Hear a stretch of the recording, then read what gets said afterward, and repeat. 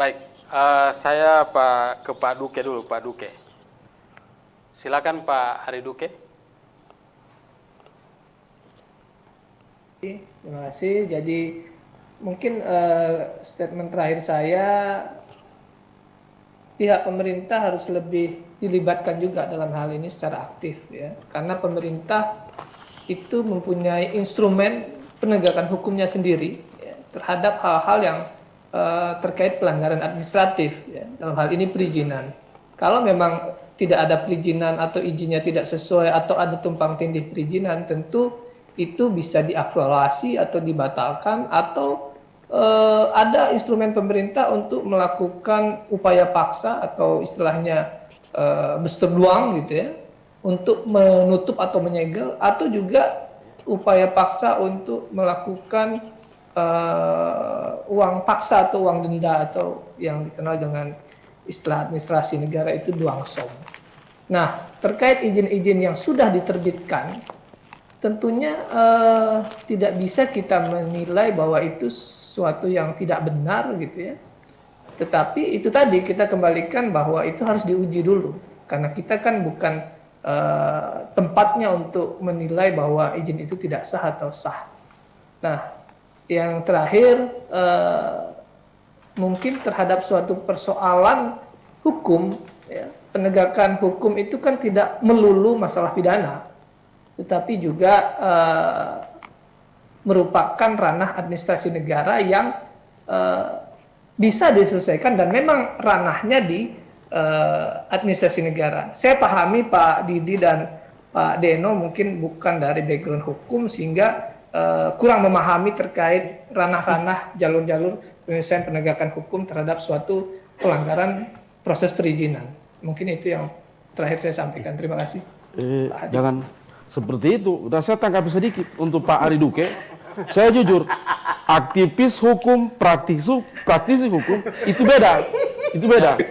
Di kami kalau hukum satu pasal itu kami kaji, kami pelajari dan kami simpulkan. Mohon maaf, banyak yang S1, S2 berdebat dengan kami, tapi tidak connect karena tidak mempelajari tentang hukum.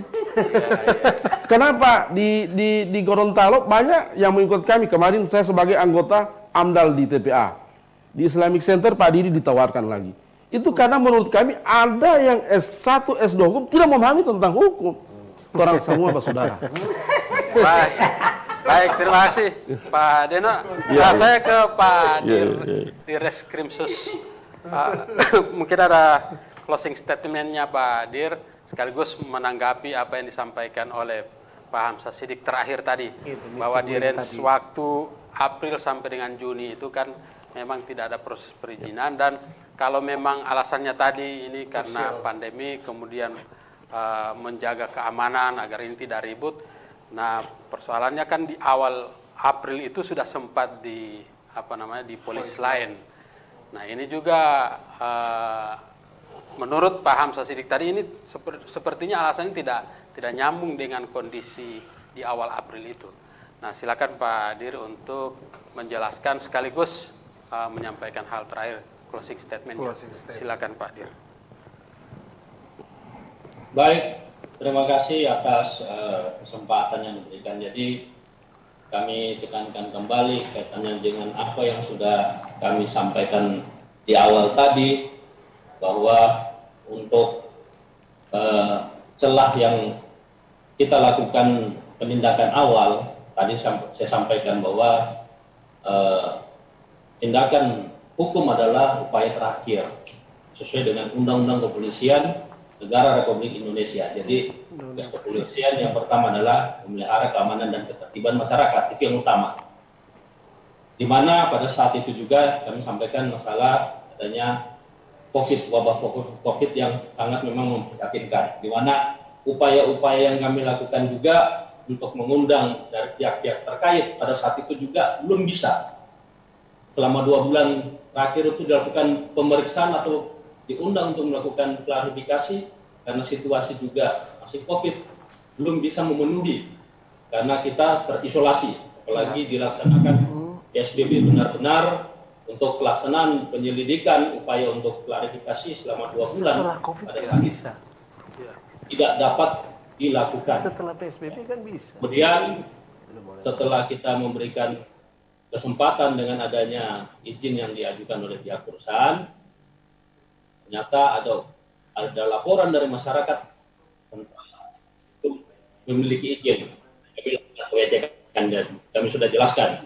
Ya. Kemudian kaitannya saya menghimbau kepada rekan-rekan sekalian, mari kita bangun Gorontalo. Saya alhamdulillah terus terang saya adalah putra daerah Gorontalo. Saya bangga berada di Gorontalo ini, melaksanakan dinas di Gorontalo ini.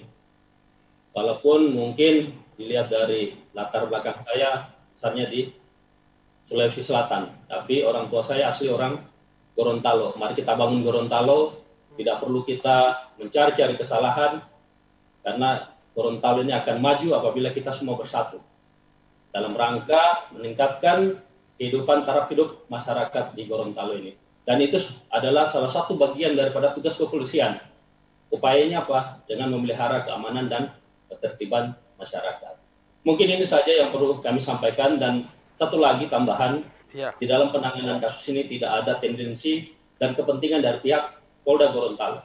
Semata-mata upaya penegakan hukum dan memang betul-betul dalam rangka memberikan kepastian hukum.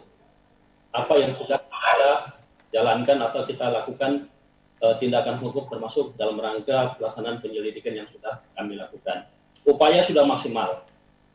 Mungkin memang satu yang kurang, harusnya ada dari pihak pemerintah provinsi yang memang mempunyai kewenangan untuk memberikan penjelasan kaitannya dengan perizinan. Mungkin ini saja yang perlu kami sampaikan. Terima kasih.